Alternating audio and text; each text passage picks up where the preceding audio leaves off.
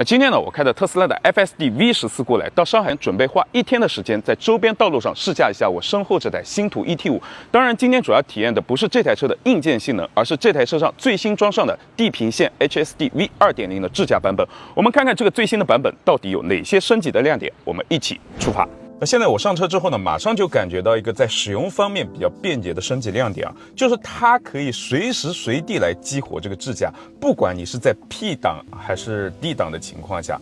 比如说我现在上车是 P 档，然后直接按下滚轮键就可以激活这个智驾。那相对来说，我现在在使用这个国内的 FSD 版本呢，在激活智驾前，它必须要挂上 D 档。那现在地平线这个呢，使用起来还是比较方便的。现在是一个 P 档的状态，我只要按下智驾键，它马上就激活。包括我现在在 D 档，我现在刹停了，这 Auto Hold 功能的一个状态下，它也可以激活这个智驾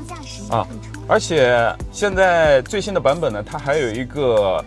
倒车功能。比如说我们开车时遇到一些狭窄路口需要掉头，这时候因为道路宽度的限制呢，一把方向它是没有办法让车辆掉头的。那在这种情况下呢，最新版本的 HSD 就会来回切换前进和倒退档，来调整车身，实现多点式掉头。那么今天我也找到了类似这样的狭窄路口，我们一起来看一下它是如何来脱困的。我们来看一下这个极限路口啊，路非常的窄，它一把方向呢完全是过不去的啊！这里我们需要掉头，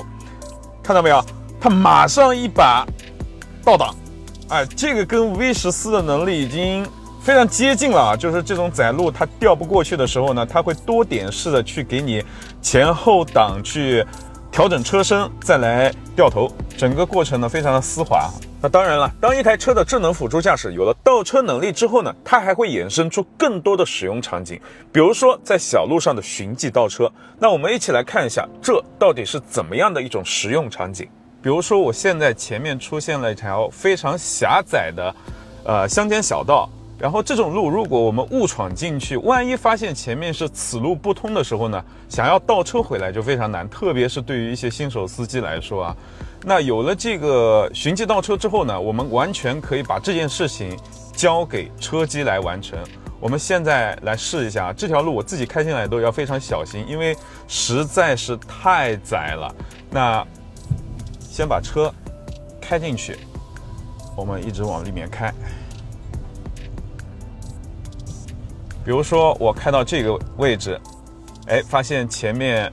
刚好不是我想要去的地方，我们现在需要倒车，那这个时候怎么办呢？我们自己倒回去很难，对吧？我们挂上一个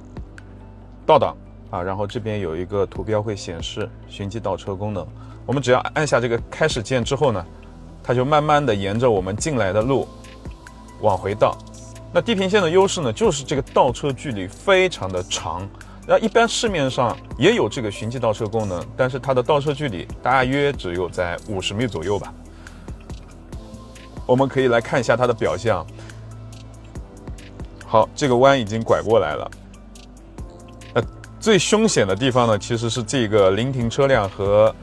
路边的距离非常小，这个地方大概卡卡的只能过去一个车的位置。这辆车还在往后慢慢的帮我们倒出来。这种脱困的时候有了这个功能就非常游刃有余了哈。我们看一下，这个就是最难的一个点啊，这辆白色的车辆停的位置和我们这边路边的杂草位置是很近的。后面有车过来了那有车或者有行人的时候呢，它也会正常的去躲避。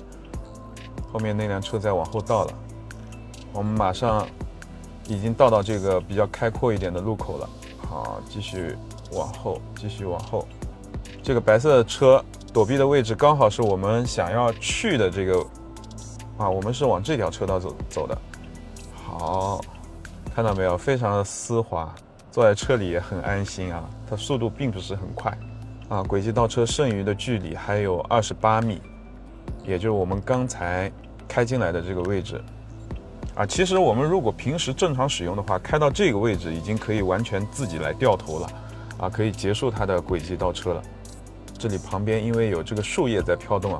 所以说它刚才感应到了这个位置有一点点障碍物，它就停顿了一下，啊，但是发现这个障碍物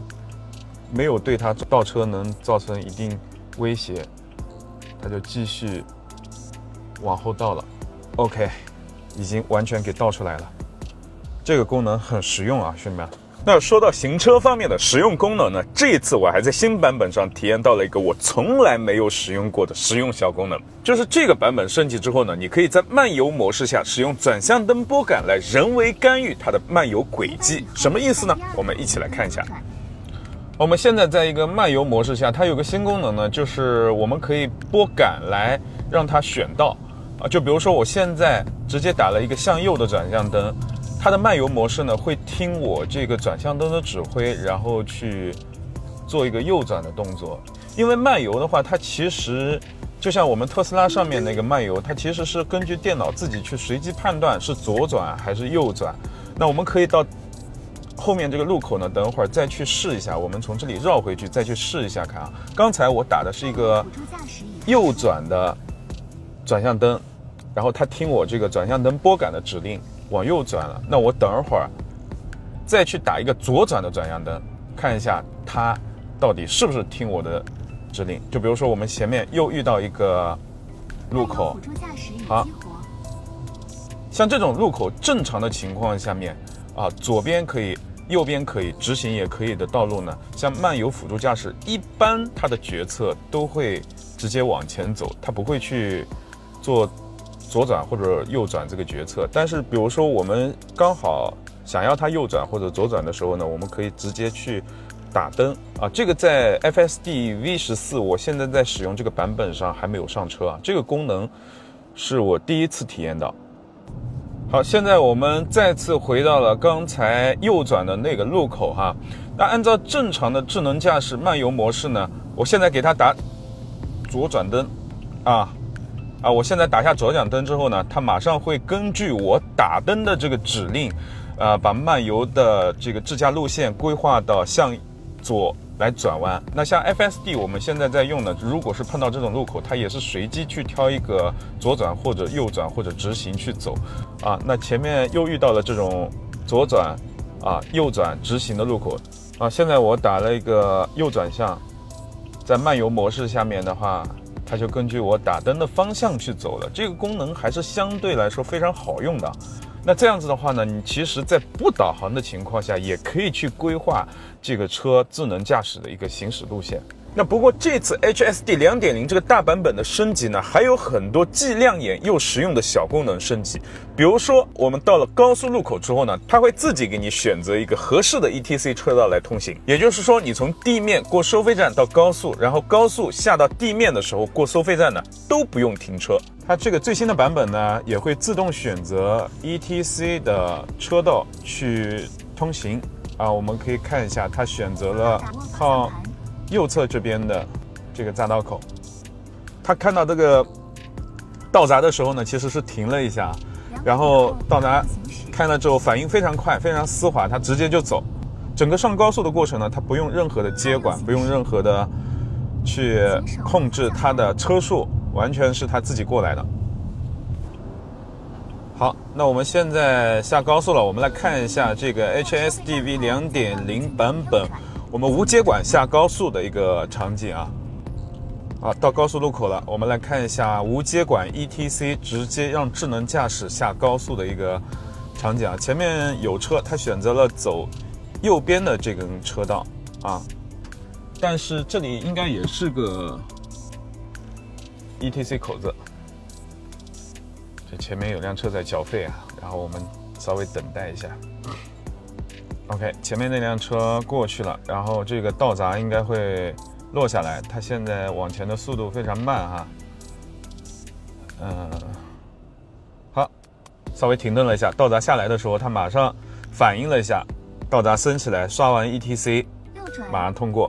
整个过程我们不需要去接管它，也不需要去任何的操作，下高速和上高速已经做到了零接管。当然，新版本除了在行车方面增加了很多亮点功能之外呢，在泊车方面也增加了很多实用的小功能。比如说我们导航快到达目的地的时候呢，它就会在终点附近帮我们找一个适合停车的位置来停车。到达目的地附近 OK，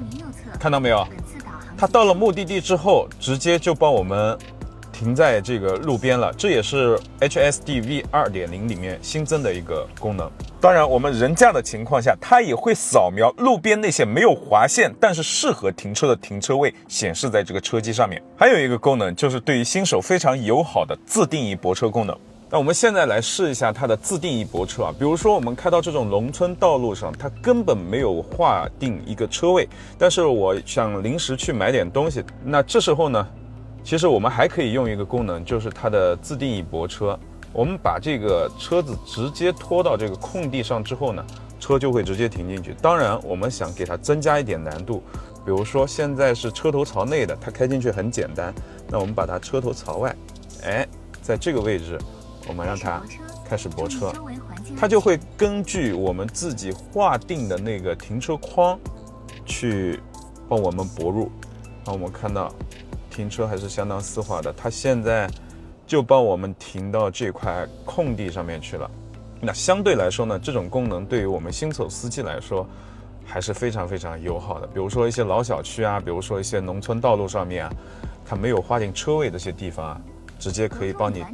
辅助泊车。那最后我毫不夸张的说，地平线的 HSD 是我试驾过所有国产车的智能驾驶系统里面智驾的行驶质感和智驾的安心感最接近于特斯拉的，没有之一。不信的话，你可以自己去试驾一下。不过呢，最后我还有一个问题想和大家在这里讨论一下，现在各家车企百花齐放的智能驾驶系统，你们说到最后会不会变成一枝独秀呢？就好比现在的 PC 市场，生产电脑硬件的厂家呢多如牛毛，但是真正的操作系统好像也只能选择 Windows 或者 macOS。手机的硬件厂商和品牌也非常多，但是你们真正会选择的操作系统好像也只有安卓和苹果的 iOS。那么你们说这个智能驾驶系统到了最后会不会也只剩下一个第三方的通用供应商和特斯拉的 FSD 呢？